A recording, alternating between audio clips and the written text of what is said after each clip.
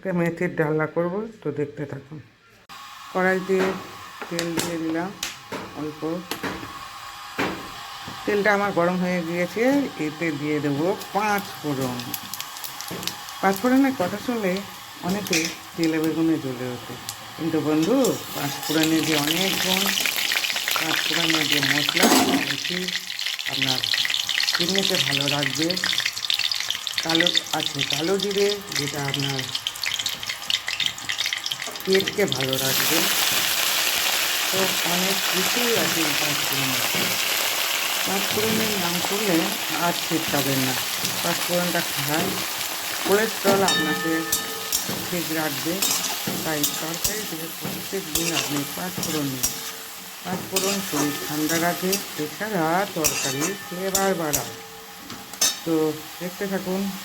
তবে আরও মজার কি জানেন, এই যে মেথিটা, সেটা যেসব হাই কোলেস্ট্রল রোগী আছেন তারা অবশ্যই খাবেন। কারণ আমি নিজে পরীক্ষা করে দেখেছি যে আমার হাই কোলেস্ট্রল কতটা নিয়ন্ত্রণ আছে। তো প্লিজ আপনারা মেথি শাকটা খাবেন, 5 ফোড়ন খাবেন, দেখবেন। এবং ডক্টর আপনাকে খেতেও বলবে। গল্পে আমি শাকটা চুরিয়ে দিয়েছি। যখন আমরা করোনা আক্রান্ত হয়েছিলাম তখন কিন্তু আমরা কালো জিরে বেশি খেয়েছি, কেন বলুন তো, রোগ প্রতিরোধ করার জন্য। আর মৌরিটা, এটা তো সবারই জানা আছে, আমাদের শরীর ঠান্ডা করে। তো বন্ধু 5 ফোড়ন তরকারিতে দিন, সুস্থ থাকার জন্য অনবদ্য ওষুধ।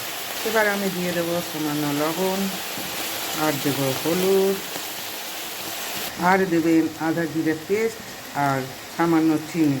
আমি এখানে চিনি ইউজ করেছি। যারা চিনি খাবেন না, যারা সুগার রোগী আছে, তারা চিনি না দিয়ে খাবেন।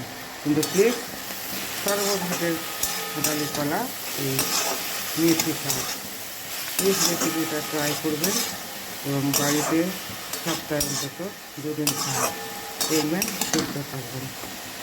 আর এবার দেবো এতে সামান্য উষ্ণ জল।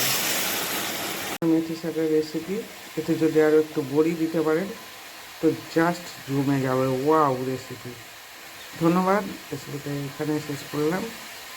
আবার অন্য কোনো দিন অন্য কোনো ভিডিওতে দেখতে পাবেন। তো প্লিজ সবাইকে আর একবার বলছি, please share, subscribe and comment করতে ভুলবেন না। ধন্যবাদ।